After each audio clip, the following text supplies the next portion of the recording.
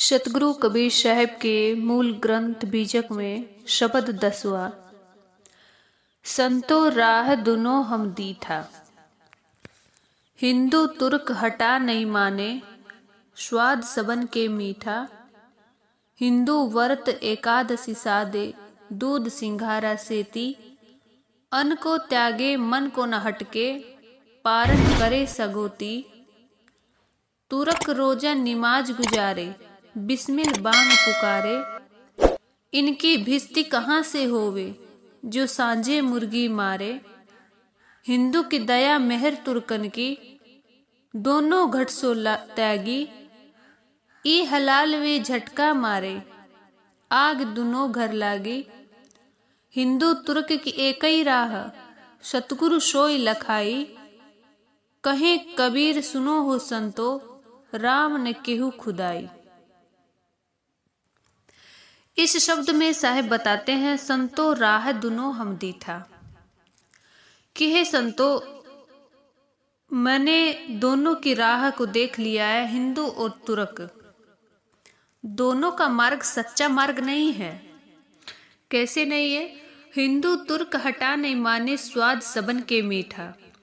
हिंदू और तुर्क को अगर रोकने का काम करते हैं तो दोनों ही मानते नहीं हैं बात को, दोनों ही जिब्या के स्वाद में भूले हुए हैं।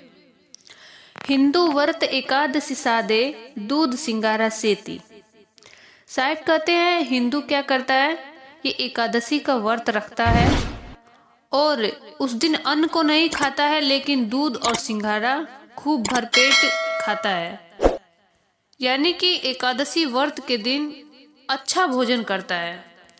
मैंने कल के सत्संग में बताया था कि एकादशी व्रत साहेब किसको कहते हैं। संसार में एकादशी व्रत सब कोई करता है, लेकिन सतगुरु साहेब एकादशी व्रत कहते हैं जो 10 इंद्रियां और अपने मन को जो साध लेता है, साहेब की नज़र में वही एकादशी व्रत है। लेकिन यहाँ पर साहेब कहते हैं हिंदू व्रत एकादशी साधे।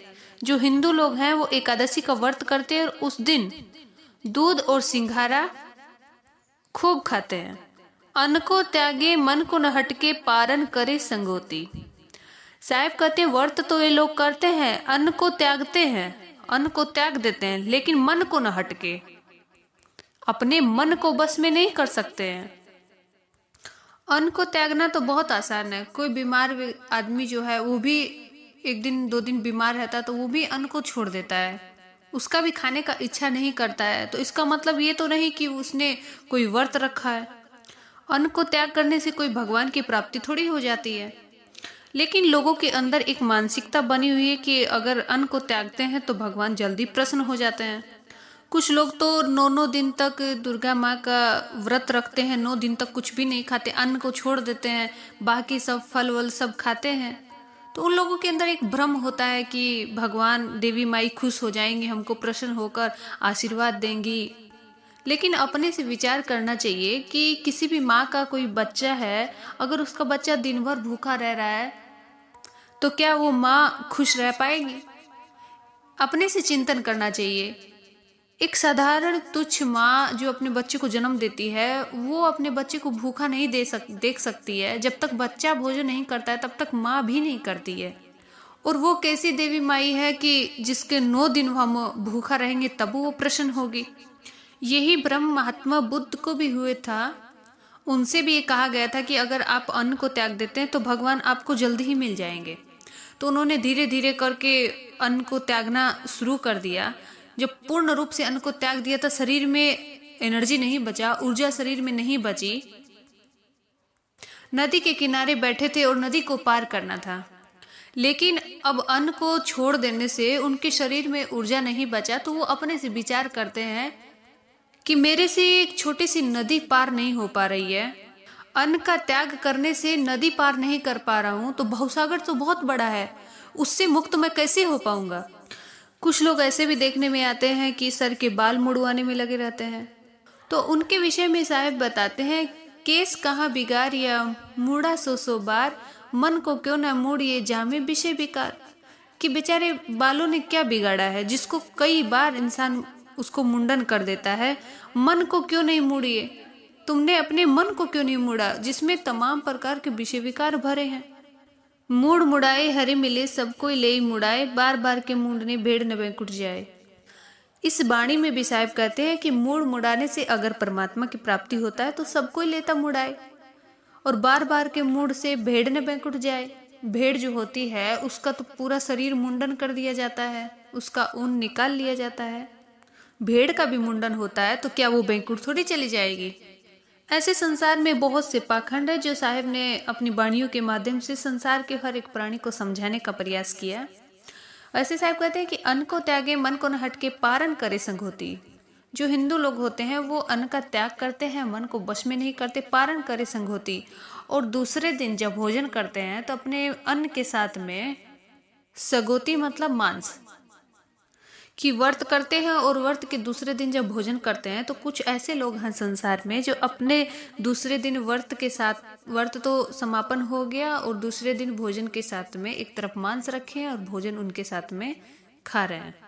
जैसे बताया जाता है कि 9 दिन करे दुर्गा की पूजा और फिर करे मुर्गा की पूजा।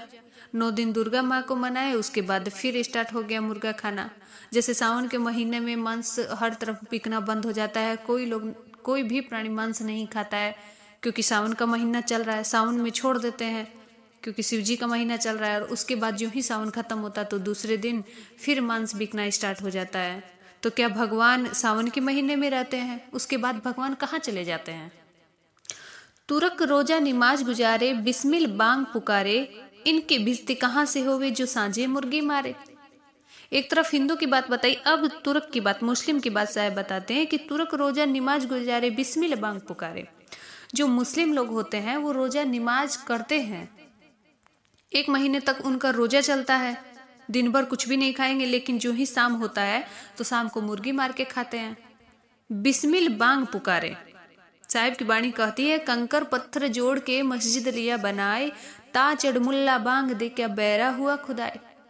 कि हे मुस्लिम लोग, क्या तुम्हारे खुदा परमात्मा जो है तुम्हारे क्या बहिरे हैं जो उनको सुनाई नहीं देता है? वो दोनों की बात को कहते हैं बिस्मिल बांग पुकारे, कि अल्लाह का नाम लेकर ही वो लोग कोई काम करते हैं, धर्म का काम भी करते हैं कि मतलब भगवान को साथ में लेके ही कोई काम करते हैं। ऐसा नहीं कि भगवान को त्याग देते हैं। बिस्मिल बांग पुकारे, अल्लाह का नाम लेते हैं, उनका नाम भी पुकारते हैं। इनकी भिस्ती कहाँ से होवे, इनको जन्नत कहाँ से प्राप्त होगा जो सांझे मुर्गी मारे, जो शाम को मुर्गी मार के खाते हैं। हिंदू की दया मेहर तुर्कन की, दोनों घट सो त्यागी, ई हलाल वे झटका मारे आग दुनो घर लागी।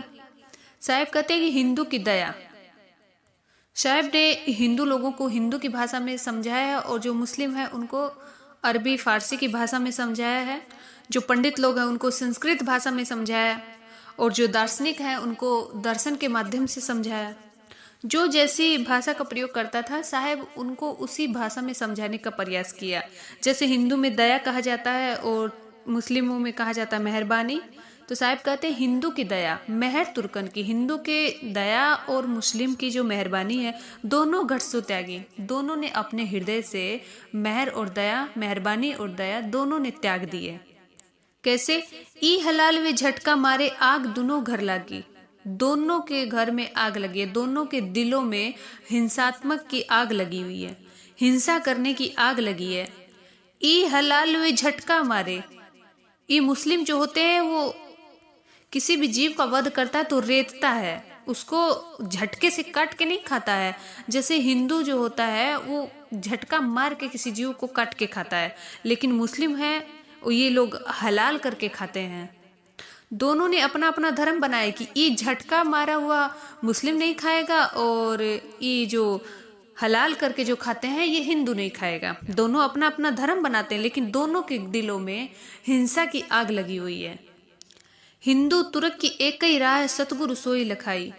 साहिब कहते हैं कि सतगुरु ने लखा दिया, दोनों की राह एक ही है, दोनों के हृदय में दया और मेहरबानी होनी चाहिए। दोनों का रास्ता अलग अलग नहीं है, दोनों का रास्ता एक ही है। कहीं कबीर सुनो हो संतो राम न केहू खुदाई। साहिब कहते हैं कि राम और खुदा कहीं और नहीं है, जिस जीव का तुम वध कर रहे हो उसमें भी परमात्मा का निवास है। संतो रा दुना हम देखा, हे संतो मैंने दोनों की रास्ता को देख लिया है, दोनों ही अपने मार्ग से भटक गए हैं। अपनी अपनी जिब्बे के स्वाद में। हिंदू भी अपने रास्ता से भटक गया है, व्रत भी करता एकादशी का, लेकिन झटका मार के जीवों का वध भी करता है।